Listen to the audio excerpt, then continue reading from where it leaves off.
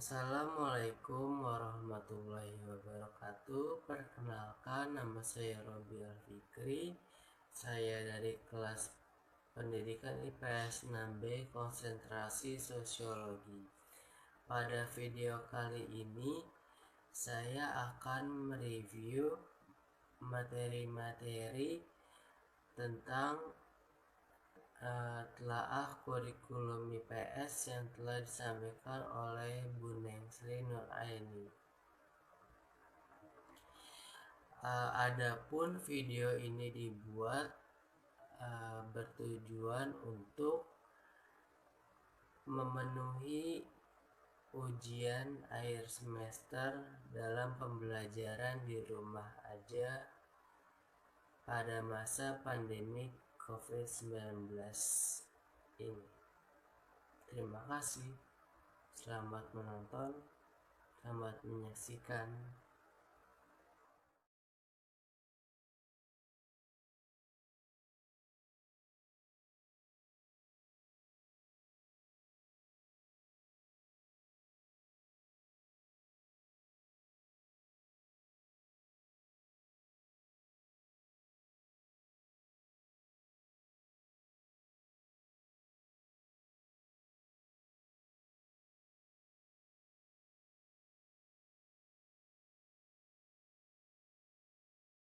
Materi yang pertama yaitu tentang kualifikasi akademik dan kompetensi guru. Untuk menjadi seorang guru itu harus melalui beberapa proses gitu ya, harus melewati standar-standar yang ada gitu. Nah, apa aja sih standar-standar yang harus dilalui gitu untuk menjadi seorang guru? Yang pertama itu adalah standar kualifikasi akademik. Jadi kalau misalnya untuk menjadi seorang guru itu harus ada standar kualifikasi akademiknya, itu harus punya background akademiknya. Nah, background akademiknya ini tuh ada dua juga, yaitu pendidikan formal dan pendidikan informal. Apa itu pendidikan informal dan formal? Nah, kalau misalnya formal ini adalah dapat dilalui melalui dengan menempuh pendidikan dari SD, lulus SP, lulus SMK atau SMA, lulus lalu perguruan tinggi gitu. Jadi untuk menjadi seorang guru minimal harus sudah lulus S1 gitu ya, dan juga dari program studi yang terakreditasi. Nah, terusnya kalau misalnya untuk pendidikan informal itu dapat diperoleh melalui seperti program penyetaraan gitu. Jadi program penyetaraan untuk menjadi seorang guru, misalnya ingin menjadi guru sejarah ya ikut penyetaraan untuk guru sejarah, menjadi guru MTK juga untuk seperti itu gitu ya. Jadi tujuannya apa sih? Nah, tujuan itu adalah untuk menguji kelayakan guru tersebut gitu.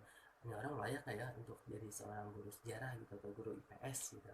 Nah, kayak gitu. Selanjutnya adalah tentang standar kompetensi guru. Jadi untuk menjadi seorang guru itu juga nggak boleh gerasa gerusuk, nggak boleh acak adul gitu sikapnya. Ada standar kompetensi tersendiri. Nah, itu terbagi menjadi 4. Yang pertama itu adalah tes kompetensi pedagogik. Nah, kompetensi pedagogik ini yang dimaksud adalah jadi kompetensi atau kemampuan yang dimiliki guru dalam mengelola kelas, dalam memahami peserta didik, dalam melakukan evaluasi pembelajaran, dalam melakukan strategi pembelajaran gitu. Jadi guru ini dituntut bisa mengatasi atau bisa memiliki kemampuan dalam teknis pembelajaran yang ada di kelas gitu. Itu yang dimaksud dengan pedagogi. Yang kedua adalah kompetensi profesional. Jadi guru juga harus menguasai apa itu materi yang akan diajarkannya kepada siswa-siswanya gitu. Nggak mungkin dong mengajar matematika tapi nggak bisa hitung-hitungan gitu, atau mengajar bahasa Inggris tapi kemampuan berbahasanya kurang bagus gitu. Jadi harus profesional. Nah, yang ketiga adalah kompetensi sosial. Seorang guru itu nggak boleh tuh antisosial, nggak boleh tuh punya rasa awareness yang kurang gitu, karena kita itu berhubungan dengan orang lain, itu peserta didik. Jadi harus punya nilai-nilai sosial yang tinggi. Lagi pula seorang guru itu juga tidak hanya berhubungan dengan peserta didik, melainkan juga dengan tenaga pendidik yang lain, juga dengan orang tua peserta didik juga gitu. Jadi kalau misalnya rasa sosialnya itu kurang, tentu itu patut dievaluasi lagi ya, kayaknya ada yang kurang nih gitu. Jadi harus tuh punya sikap kemampuan sosial. Nah, yang terakhir adalah kemampuan kepribadian. Karena menjadi seorang guru itu adalah menjadi suri tauladan untuk siswa-siswanya, untuk murid.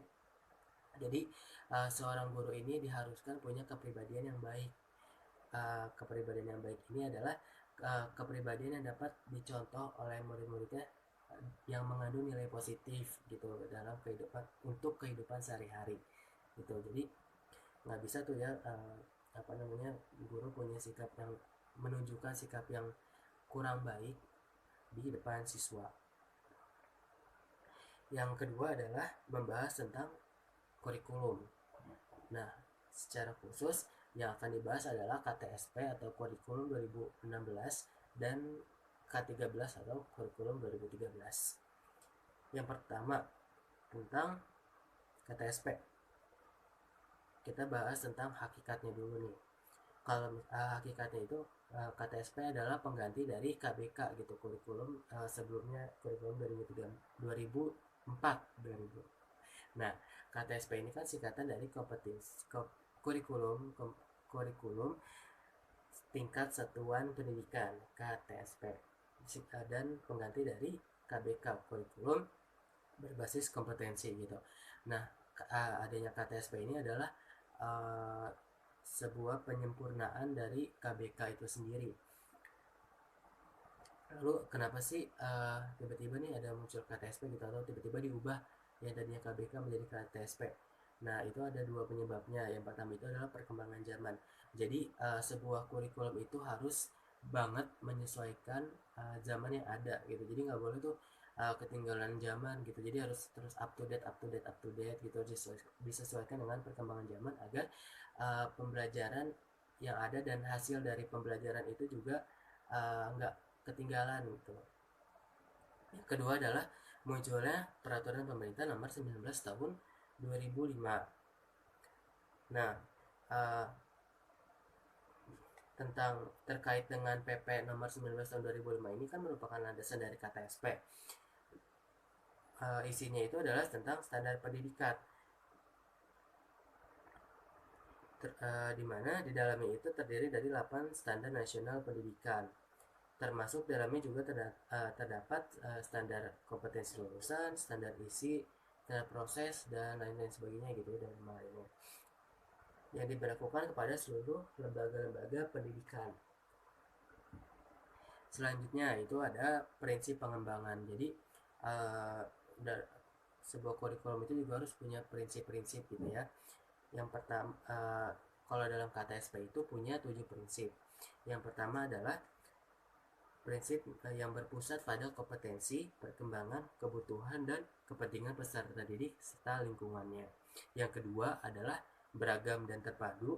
Yang ketiga adalah tanggap terhadap perkembangan ilmu pengetahuan serta seni. Yang keempat adalah relevan dengan kebutuhan hidup.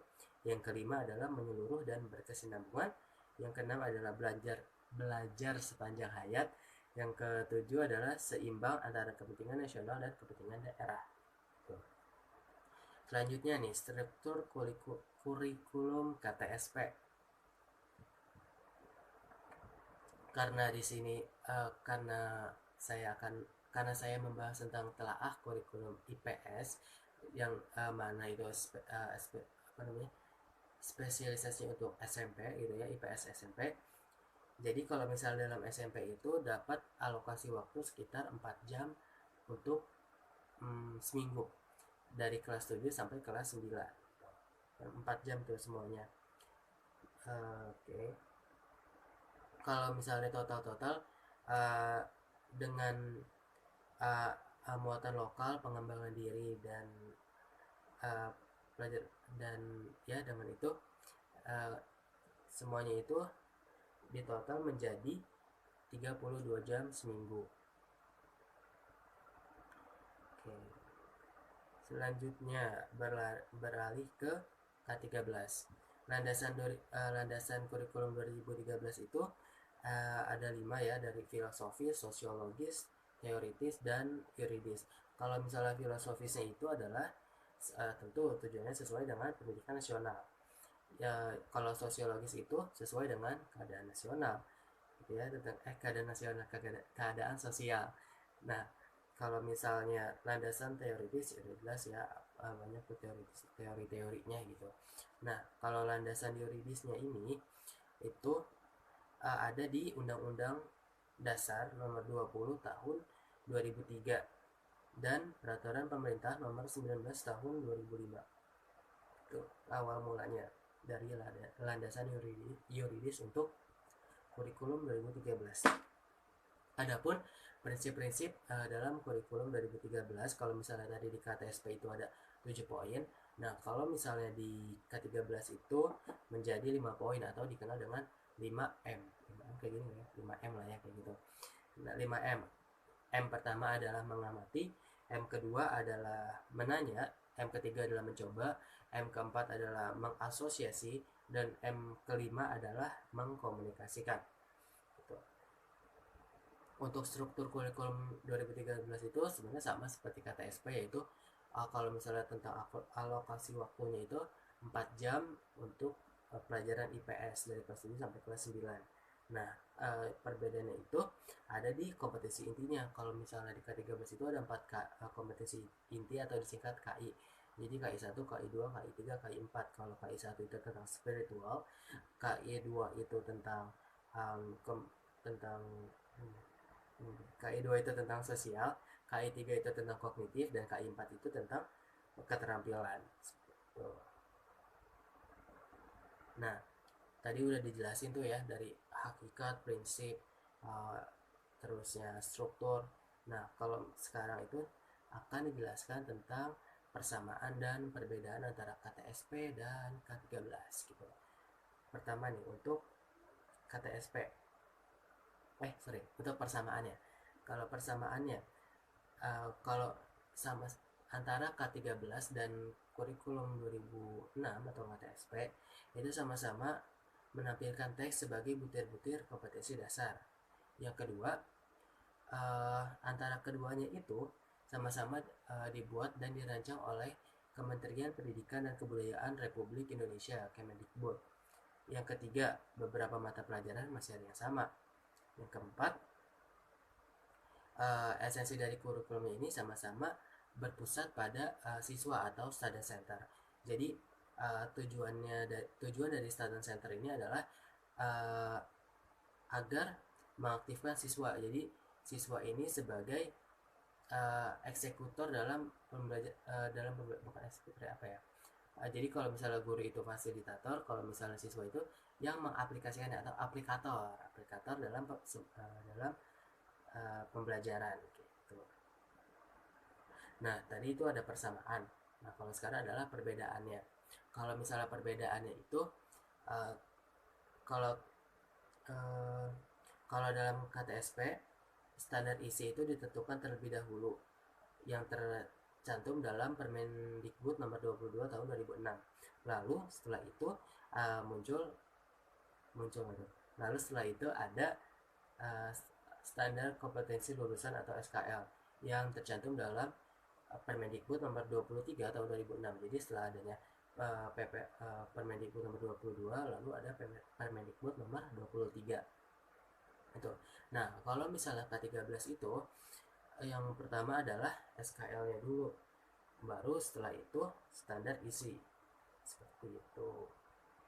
Nah, selanjutnya kalau misalnya KTSP itu lebih menekankan pada aspek kognitif atau pengetahuan. Nah, kalau misalnya di K13 itu lebih menekankan pada balancing antara hard skill dan soft skill. Jadi enggak berat sebelah gitu. Jadi keduanya balance antara hard skill dan soft skillnya. Selanjutnya perbedaan antara KTSP dan K13 itu kalau misalnya untuk ranah SD nih di sekolah dasar, tematik itu ada untuk kelas 1 sampai 3 di kurikulum KTSP. Nah, kalau misalnya K13, tematik ini dipelajari dari kelas 1 sampai kelas 6. Itu bedanya itu. Selanjutnya nih perbedaannya yaitu uh, kalau misalnya dalam kurikulum 2006 KTSP, pelajaran TIK, Teknologi Informasi dan Komunikasi, itu sebagai mata pelajaran. Nah, kalau misalnya di K13 ini, TIK ini sebagai media pembelajaran aja gitu. Selanjutnya yang tadi sudah jelasin ya, kalau misalnya di KTSP itu menekankan banget nih pada aspek kognitif gitu. Nah, kalau misalnya K13 ini penilaiannya itu lebih autentik. Autentik ini contohnya itu bagaimana sikapnya siswa, spiritualnya, dan lain sebagainya. Selanjutnya, kalau dalam KTSP itu ekstrakurikuler pramuka itu adalah kegiatan nih apa ya, kalau di KTSP itu pramuka itu opsional gitu, jadi bukan kegiatan wajib. Nah, sebaliknya kalau di K13 itu pramuka adalah kegiatan wajib yang harus diikuti oleh seluruh siswa gitu, karena menurut pemerintah gitu ya, kalau pramuka itu banyak nilai-nilai pembentukan karakter di dalamnya gitu, makanya diwajibkan. Selanjutnya kalau misalnya di KTSP itu untuk jenjang SMA penjurusan dimulai dari kelas 11, sedangkan kalau misalnya di K13 penjurusan itu dimulai dari kelas 10 gitu. Nah, jadi setelah tuh mau masuk IPA IPS itu kalau di KTSP di kelas 11. Kalau di K13 dari kelas 10 kita udah tahu, oh ini IPA, ini IPS atau bahasa. Selanjutnya kalau di KTSP itu BK terkenal gitu, terkesannya berfokus pada masalah yang ada di siswa gitu. Misalnya siswa punya masalah A, diselesaikan, cari solusinya gitu. Jadi ya udah berkutat pada masalah-masalah siswa atau ya masalah siswa lah ya. Nah, kalau misalnya di K13 itu BK diminta gitu, dibentuk agar dapat lebih mengembangkan potensi siswa. Jadi nggak hanya untuk penyelesaian masalah gitu, bukan hanya untuk sebagai apa ya, untuk apa sih, untuk mediasi gitu, untuk sebuah mediasi, tapi juga dapat mengembangkan potensi siswa. Nah, selanjutnya terakhir nih perbedaan antara KTSP dan K13. Kalau misalnya di KTSP itu ada namanya mata pelajaran Pancasila sebelumnya ya. Nah, terusnya diganti lagi menjadi pendidikan Pancasila, habis itu diganti lagi menjadi pendidikan menjadi mata pelajaran kewarganegaraan. Nah, kalau misalnya di K13 itu mata pelajarannya diganti lagi tuh, namanya diubah lagi menjadi mata pelajaran pendidikan Pancasila dan kewarganegaraan. Selanjutnya tadi kita udah bahas tentang standar kualifikasi akademik seorang guru dan kompetensinya juga. Yang kedua itu tentang KTSP dan K13. Yang ketiga itu yang akan dibahas adalah mengenai standar nasional pendidikan. Nah, karena pada kali ini tentang telaah kurikulum IPS, jadi dikerucutkan menjadi 3, yaitu standar isi, standar proses, dan standar kompetensi lulusan. FYI, apa namanya, ketiganya ini sudah 3 kali mengalami pergantian yang akan saya jelaskan setelah ini. Oke. Yang pertama, standar kompetensi lulusan atau SKL. Nah, yang tadi sudah saya bilang ya, kalau ketiganya ini sudah 3 kali berganti gitu. Yang pertama kalau untuk SKL ini ada di Permendiknas nomor 23 tahun 2006. Isinya itu tentang standar kompetensi lulusan yang lebih pada penyampaian materi-materi atau aspek kognitif saja, karena di KTSP gitu ya, terkait dengan aspek kognitif. Terusnya di SKL yang perubahan kedua pada SKL itu ada di Permendikbud nomor 54 tahun 2013.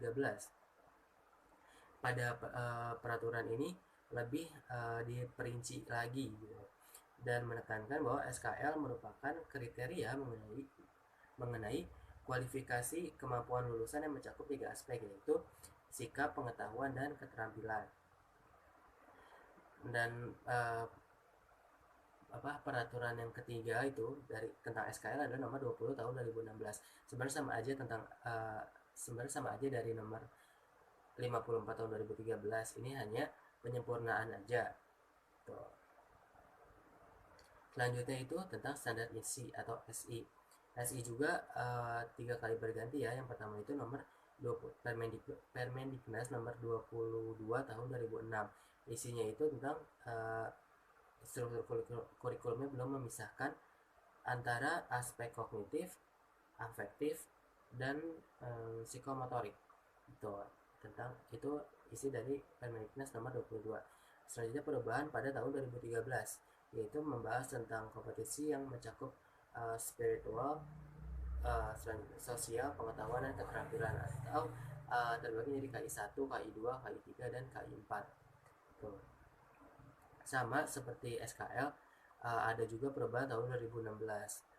Sama aja sih, itu juga penyempurnaan dari perubahan sebelumnya, yaitu di tahun 2013. Nah, tentang standar proses. Kalau standar proses ini pertama itu ada di Permendiknas nomor 41 tahun 2007 tentang silabus RPP dalam kegiatan inti yang meliputi elaborasi, eksplorasi, dan konfirmasi. Tuh. Yang perubahan kedua adalah nomor 65 tahun 2013. Dalam proses pembelajarannya mencakup 5M yang tadi saya sebutkan ya. Dan Permen nomor 2016 sama seperti yang SKL dan SI, itu adalah penyempurnaan dari kebijakan sebelumnya itu. Ini hanya disempurnakan saja. Selanjutnya udah bahasan ketiga, sekarang bahasan keempat tentang kurikulum Merdeka Belajar. Jadi kurikulum Merdeka Belajar ini merupakan terobosan baru dari Menteri Pendidikan yang baru, yaitu Pak Nadiem Makarim. Ada 4 aspek yang di-highlight oleh beliau, yaitu tentang USBN, UN, selanjutnya itu tentang RPP, yang keempat itu tentang sistem zonasi. Nah, pertama USBN. USBN ini ada punya landasan yuridis sendiri juga, yaitu Permendikbud nomor 43 tahun 2019 tentang penyelenggaraan ujian yang diselenggarakan Satuan Pendidikan dan Ujian Nasional, di mana guru dan sekolah lebih merdeka untuk memilih hasil belajar siswa. Jadi penilaian ini lebih diserahkan pada guru dan sekolah gitu. Jadi lebih merdeka untuk proses penilaian. Selanjutnya itu tentang ujian nasional atau UN. Pada pelaksanaannya tahun 2020 ini rencananya UN terakhir. Nah, pada tahun 2001 itu sistemnya bukan lagi UN melainkan assessment. Assessment ini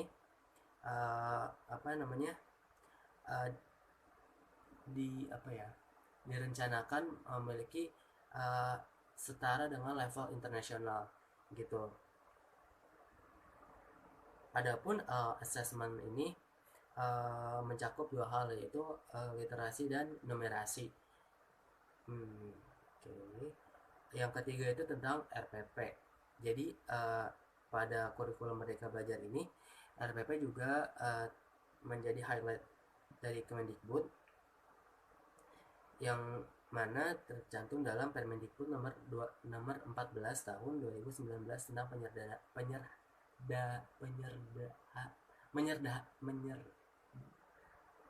mensederhanakan RPP gitu. Jadi jadi uh, uh, menye- uh, menyederhanakannya ini, uh, tadi itu RPP kan biasanya banyak gitu ya, berhalaman-halaman gitu, bisa lebih dari 50 halaman. Nah, pada era kepemimpinan Pak Nadiem ini, RPP ini lebih disederhanakan menjadi, uh, kalau bahasanya itu lebih, satu halaman gitu, padahal enggak juga gitu. Tujuannya apa sih? Lebih meringkas RPP agar lebih efisien dan dan apa ya, berorientasi pada siswa gitu. Jadi nggak bertele-tele, nggak banyak-banyak gitu, langsung pada tek tek tek tek selesai gitu. Selanjutnya adalah sistem zonasi. Ini ada di Permendikbud nomor 44 tahun 2019 terkait penerimaan peserta didik baru (PPDB). Sistem zonasi ini juga ada penambahan jalur, yaitu afirmasi dan siswa berprestasi sebanyak 30%. Nah, di kurikulum Merdeka Belajar ini juga sebenarnya menimbulkan pros and cons-nya sendiri. Ya pastilah ya, kalau misalnya suatu kebijakan itu pasti muncul sebuah komentar-komentar, entah itu negatif ataupun positif gitu. Pas walaupun seperti itu, banyak dari kalangan akademis yang menilai ini sebagai sebuah terobosan baru yang baik untuk kemajuan pendidikan Indonesia.